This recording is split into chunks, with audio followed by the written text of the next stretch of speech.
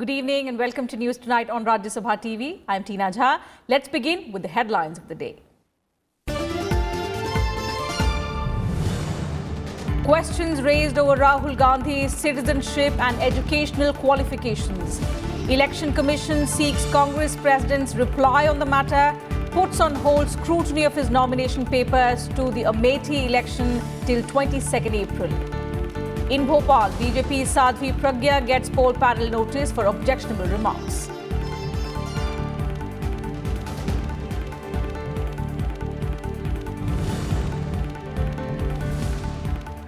Campaigning for the third phase election sees Prime Minister Modi addressing rallies in 3 states. In Uttar Pradesh, Prime Minister asserts BSP-SP alliance will come apart after 23rd May.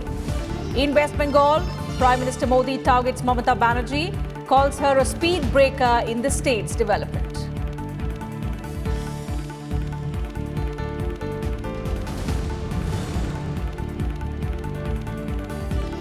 Busy day for political bigwigs on the campaign trail. BJP Chief Amit Shah leads roadshows in Karnataka and Kerala. Congress President Rahul Gandhi holds public rally in Supaul constituency of Bihar. BSP-SP leaders address voters in UP's Rampur constituency.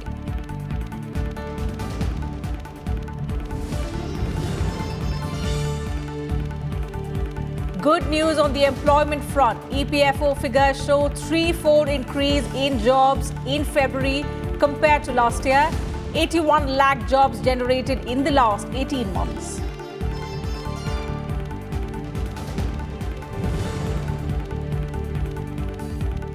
And Foreign Secretary Vijay Gokhale to leave on 2-day visit to China tomorrow. Talks with Chinese Foreign Minister Wang Yi likely to include efforts to list Jaish-e-Mohammed's chief Masood Azhar as a global terrorist.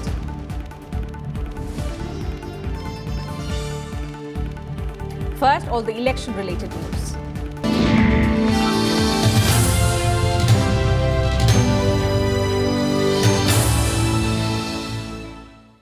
An independent candidate on Saturday raised objections over Congress President Rahul Gandhi's nomination from Amethi, alleging discrepancies over citizenship and educational qualifications in his election affidavit. Complainant Dhruv Raj's lawyer Ravi Prakash showed reporters purported copies of a certificate of incorporation of a UK registered company in which the Congress leader is stated to be a British national. He said that under the Representation of People Act, a non-Indian citizen is barred from contesting elections in the country.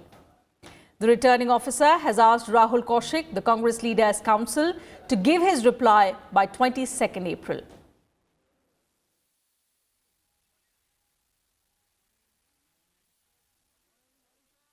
जब वो non citizen है या जब वो भारत की नागरिकता किसी stage पे दे चुके हैं या किन परिस्थितियों में वो ब्रिटिश सिटीजन है और वो कैसे आज इंडियन सिटीजन, जब तक इस बात पे क्लैरिटी नहीं आती है जो कि वही ला सकते हैं। और आरओ साहब से हमने इस पे क्लैरिफिकेशन ऑब्टेन करने के लिए दरखास्त की है, रिक्वेस्ट की है। तब तक श्री गांधी का कैंडिडेचर को as a non citizen treat करते हुए आप आगे नहीं चल सकते हैं। Meanwhile, the Election Commission on Saturday also issued a notice to BJP candidate from Bhopal, Pragya Singh Thakur, over her remarks on Hemant Karkare. She has been asked to submit her response within a day.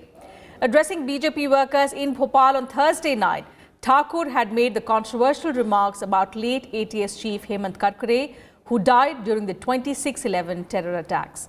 However, she had later offered an apology for the same.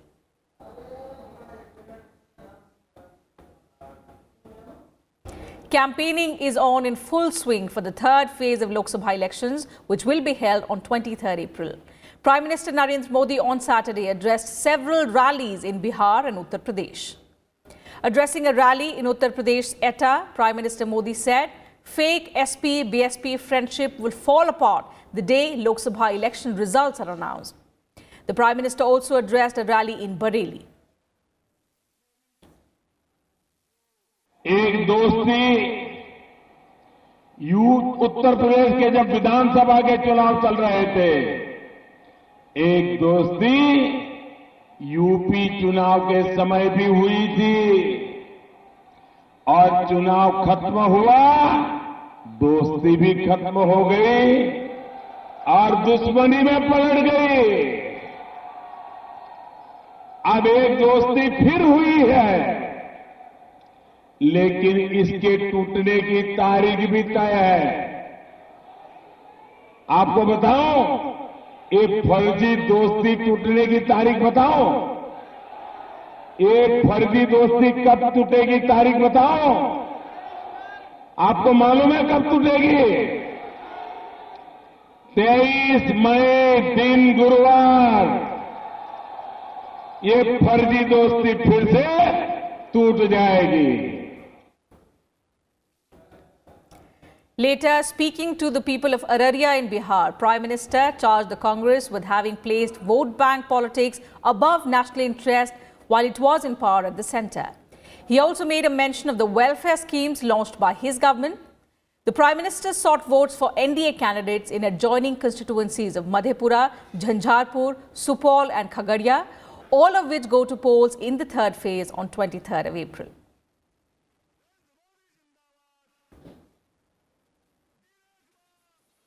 And Prime Minister Modi also addressed a political rally in West Bengal's Bunyadpur on Saturday, targeting the ruling Trinamool Congress government in the state. The Prime Minister said that speed breaker Didi has lost her sleep after the first two phases of Lok Sabha elections in West Bengal. He said that Mamata Banerjee will know the result of vandalism, looting of money and stopping the public's growth after 23rd of May.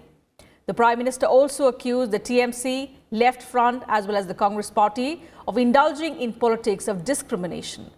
He said that the NDA government believes in Sabka Saath, Sabka Vikas. इस बार वाकई पश्चिम बंगाल के लोगों ने ठान लिया है। Speed breaker दीदी को अब 23 मई के बाद समझ आ जाएगा कि जनता के साथ गुंडागर्दी करने का, उनके पैसे लूटने का, उनका विकास रोकने का नतीजा क्या होता है। मैं मीडिया में देख रहा था कि कैसे सामान्य लोगों ने, हमारी बहनों ने टीएमसी के गुंडों को सबक सिखाया। And Congress President Rahul Gandhi said on Saturday, in fact, he reiterated his party's promise of transferring money through the Nyay scheme. Addressing a rally in Bihar, Supol, he further added that Congress party thinks before acting. The Congress chief alleged that the Manmohan Singh-led UPA government had been more generous in providing assistance to Bihar than the NDA regime, despite the BJP sharing power in the state as well.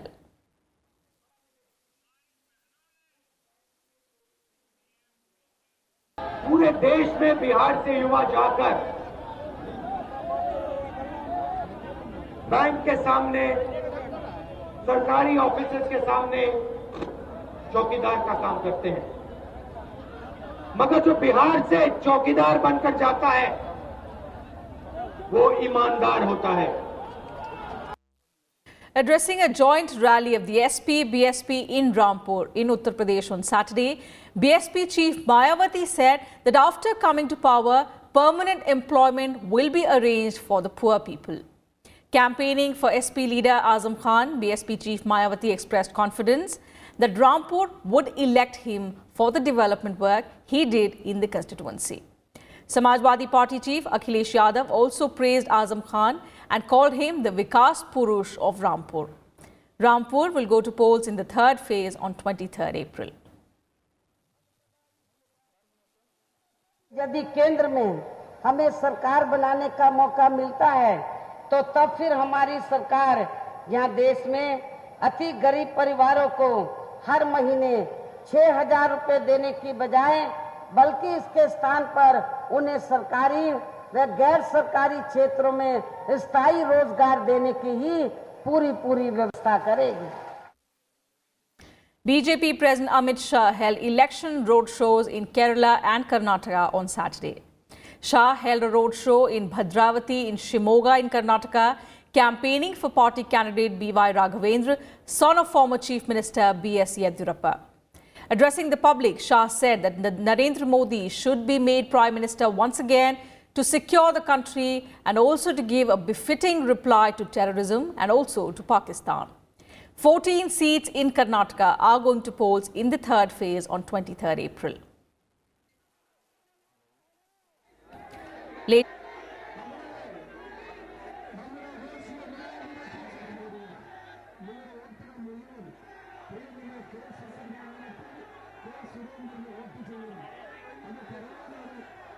In fact, later in the day, giving a last-minute push to the BJP NDA's campaign in Kerala, Amit Shah took out a massive roadshow in Pathanamthitta, which had witnessed frenzied protests over the Sabarimala temple women entry issue.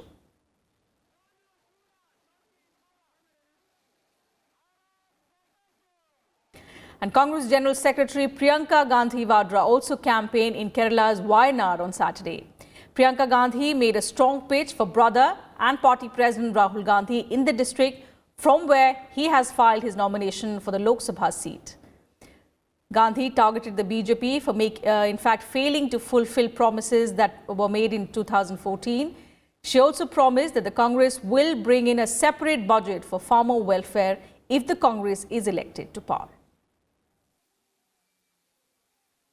We are proposing a separate farmers budget.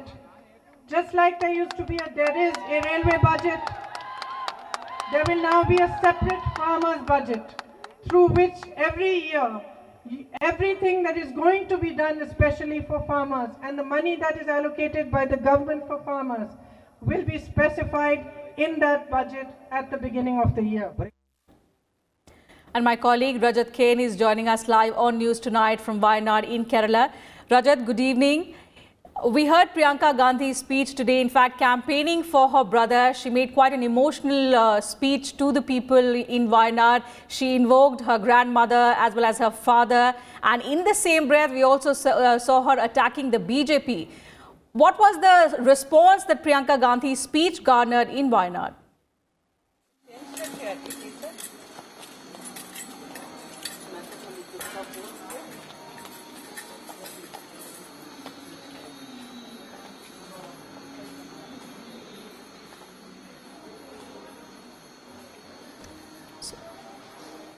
So we are trying to connect with my colleague Rajat Kane. Today, Priyanka Gandhi Vadra campaigned for her brother Rahul Gandhi in Wayanad in Kerala. Rahul Gandhi is contesting from Wayanad this time, his second seat after Amethi. He had filed his nomination from Wayanad earlier this month. And today, his sister campaigned for her brother, appealing voters in Wayanad to vote for Rahul Gandhi. Rajat, we heard Priyanka Gandhi speak today. In fact, in her speech, she got quite emotional. She invoked her late grandmother as well as her father. And also, we saw that in the same breath, she attacked the BJP for failing to fulfill the promises that were made in 2014. But what was the kind of response that Priyanka Gandhi's speech was able to garner among people in Wayanad? Well, Wayanad is a Congress stronghold, and for last 2 terms, it's been having the Congress MP of. Now this time around in Wayanad, like I drove through in the morning or in the afternoon, there were a lot of posters and a lot of worker enthusiasm of the Congress party that is seen in the Wayanad, and especially in this place now. This for the first time that you can say after 1998 that a member of the Congress of Congress party's first family is contesting from south of India. Last person to have contested the election was, of course, the Congress president Sonia Gandhi, who contested from Bellary. Prior to that, it was Indira Gandhi's tryst with Chikmagalur, which everyone knows changed the contours of Indian politics and, of course, Congress party's fortunes in 1980 elections. So clearly this battle here in Wayanad is a lot more perceptive than just being political, as I always insist that here you see the Congress workers are claiming that this move by Gandhi will reinvigorate the party at the south. South of India has 130 member of parliament. Out of that, Congress has 24. Out of 44 seated, won in 2014. 24 MPs came from these three states of south of India. Yes. 10 from Kerala, 12 from Karnataka and 2 from Telangana. So now they want to increase the tally. On the other hand, I spoke to BJP and BJDS who are fighting this election alliance. And last few years we've seen the surge in popularity of BJDS and the BJP here. Yes. I mean, it has to be seen how much vote percentage or the votes or the interest they garner in Wayanad, what would be the final outcome. But whereas if you speak to any locals here, they're saying that BJP has gained attraction, at least in terms of perception, due to Sabrimala. That is one thing, and of course they are one party which are also evoking the national stance of the government of Prime Minister Narendra Modi and the achievements they're trying to list in the litany as to what they have achieved. So on the then last player is the left, the LDF. Primarily in Kerala, the contest has always been between the UDF and the LDF. You cannot count out LDF. Again, the battle could be perception, but yes, it's battle nonetheless. Now, LDF is saying that why Gandhi is fighting here, and this constituency for since 2009 has seen not much of a growth and development. So clearly, what this new person will get to this constituency, and so all these very three varied narratives are fighting each other, or you can say converging in Wayanad. The result would be obviously interesting. Indeed, Rajya. Thank you so much for joining us with those details from Kerala. So while a direct contest is expected between the LDF and the UDF, the BJP, the manner in which it is going all out, is expected to gain some ground in Kerala.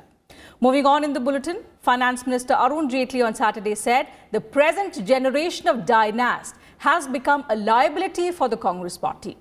He expressed hope that aspirational India would reject caste-based and dynastic parties during the ongoing general elections. In a blog titled, "Will 2019 Witness the Dynasty as a Liability on the Congress Party?" Jaitley added that with the socio-economic profile of the country moving up on account of growth, it would be difficult for people to accept dynasties. Arun Jaitley also said the two prime ministers that BJP gave to the country, Atal Bihari Vajpayee and Narendra Modi, were by a mile the tallest politicians of their generation.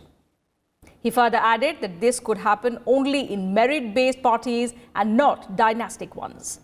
Commenting on the first two phases of polling for the general elections, Arun Jaitley said the momentum was clearly with the BJP and Prime Minister Narendra Modi.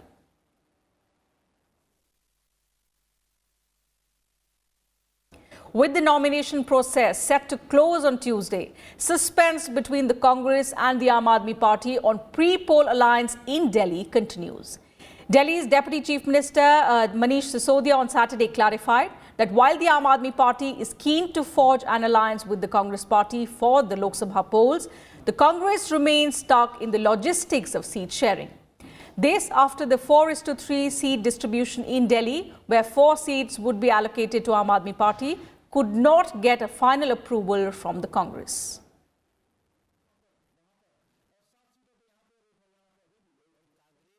Meanwhile, Delhi BJP Chief Manoj Tiwari has targeted the Aam Aadmi Party for making desperate attempts to ally with a corrupt party. Tiwari expressed confidence of winning all 7 Lok Sabha seats in Delhi this time. हमारा मकसद सीटों के गणित नहीं देखना कि एक seat किसके पास जा रही है, 2 सीट किसके पास जा रही है। हमारा गठबंधन के लिए, राजनीति के लिए तैयार होने का एकमात्र मकसद था कि मोदी अमित शाह की जोड़ी को, पहले हम 33 की बात कर रहे थे, पर समय बचा था कि कम से कम 18 सीटों पर नीचे लाया जा सके। दिल्ली की जनता इनका असली रूप देख चुकी है।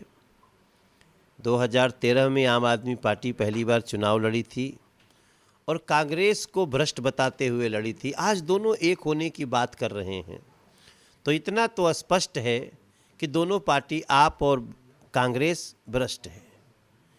अब उसके बाद आप देख लीजिए कि अरविंद के 4.5 साल के शासन में दिल्ली को कैसी दुर्दशा का सामना करना पड़ा। Scrutiny of nominations for the fifth phase of Lok Sabha polls was held on Saturday.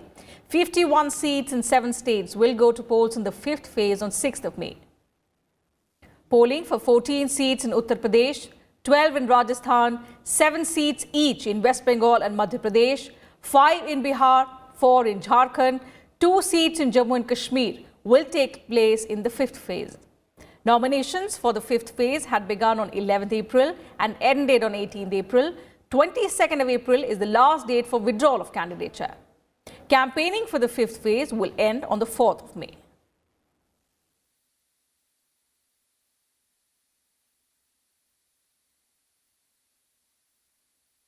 Our focus today is on Junagadh Lok Sabha seat in Gujarat, which has been a BJP stronghold since 1991. But many believe that the road to victory for the party won't be easy this time around. This is attributed to Congress's victory in all assembly seats in the 2017 state elections. Our correspondent Ravindra Sharan sends us this report from Junagadh. Junagadh holds a special place in Indian history. This was the place where independent India saw state residents vote in a referendum to reject the proposal to go to Pakistan. It was the timely intervention of Sardar Vallabhbhai Patel that ensured the election that eventually led to the ruler of the princely state relocating to Pakistan. Currently, the BJP holds the Junagadh Lok Sabha seat. 2017 जो विधानसभा के चुनाव हुए कि उनके जो urban गढ़ थे, शहरी गढ़ थे, वो उनके महफूज रहे। कांग्रेस उनको नहीं तोड़ पाई, लेकिन कांग्रेस ने जो ग्रामीण इलाके थे, खास तौर से सौराष्ट्र में, वो उसमें तोड़ दिए। According to the 2011 census, Junagadh has a population of over 21 lakh. An estimated 64.29% is the rural population, while 35.71% is the urban population. As per the voter list of 2018, there are 1,60,01,990 voters in the constituency and 1,874 polling stations. The Congress won all 7 seats in the 2017 assembly election under the leadership of Patidar leader Hardik Patel. BJP had won all the 26 Lok Sabha seats in the 2014 general elections.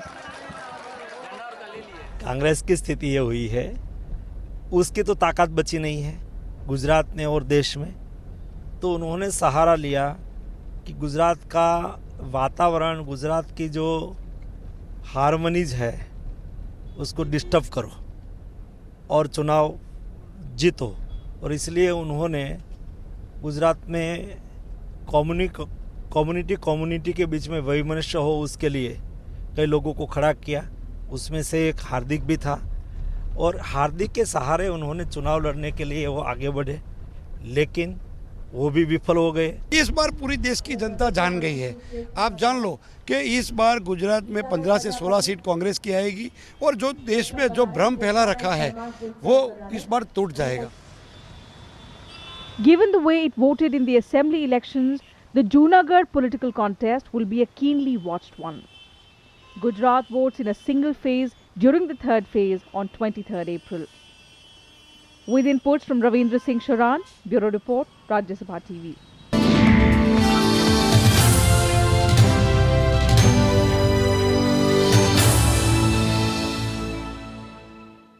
In some other news, allegations of sexual harassment have cropped up against Chief Justice of India, Ranjan Gogoi. A 35-year-old woman in a sworn affidavit has alleged molestation by Ranjan Gogoi days after he was appointed the Chief Justice of India last October. The allegations by the former Supreme Court staffer stunned the judiciary, prompting the Chief Justice to convene an urgent extraordinary hearing on Saturday. He asserts that the charges against him are unbelievable and part of a conspiracy by some bigger force to deactivate the CJI's office. A 3-judge special bench headed by Gogoi himself held the hearing for about 30 minutes, during which the CJI also said that the independence of judiciary is under very serious threat. In her affidavit, which was sent to the residences of 22 Apex Court judges, The woman alleged that she was removed from service after she rebuffed the CGI's sexual advances.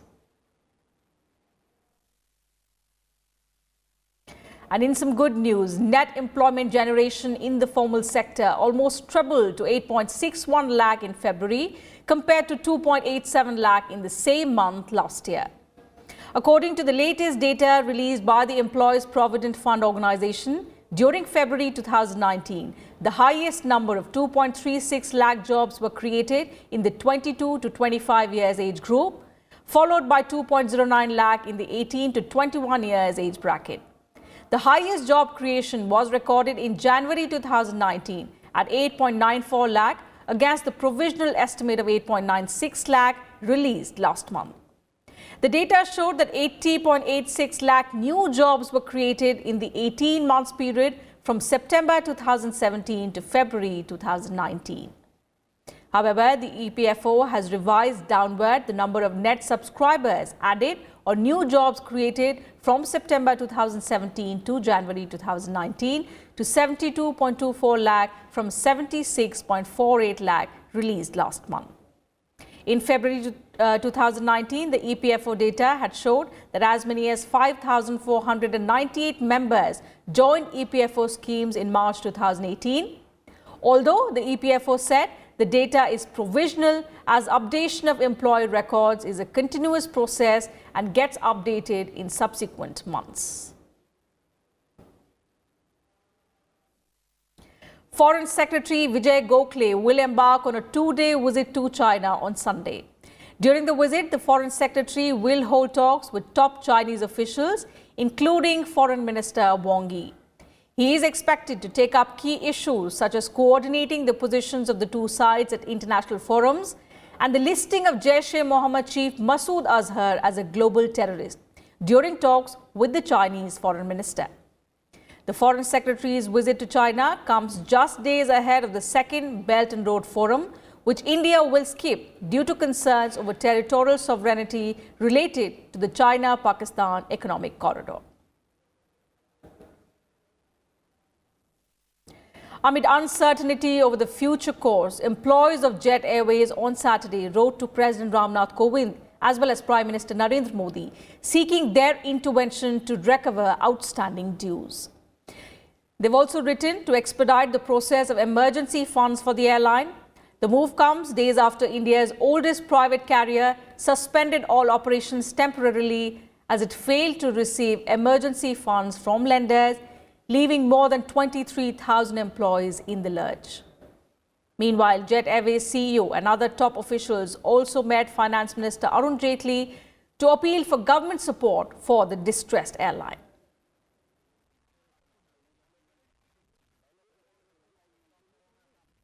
And before we end this bulletin, a look at the foundation stone laying ceremony of the first Hindu temple in the UAE. The ceremony in Abu Dhabi was conducted in the presence of Mahant Swami Maharaj, President of Swami Narayan Sanstha, the religious and social organization building the temple. The temple, which is said to be a replica of the Akshardham temple in Delhi, was approved by the Abu Dhabi government during Prime Minister Modi's first visit to the country back in 2015. We leave you with these visuals. Thank you very much for your time. Om Shri Aditaya Namah, Om Shri Bhaktavatsalaaya Namah, Om Shri Naikamokshartha Yatraya Namah, Om Shri Sarvatmane Namah, Om Shri Divyata Pradaya Namah, Om Shri Swechhadhrutavataraya Namah, Om Shri Sarvavatar Karanaya Namah, Om Shri Ishwareshaya Namah.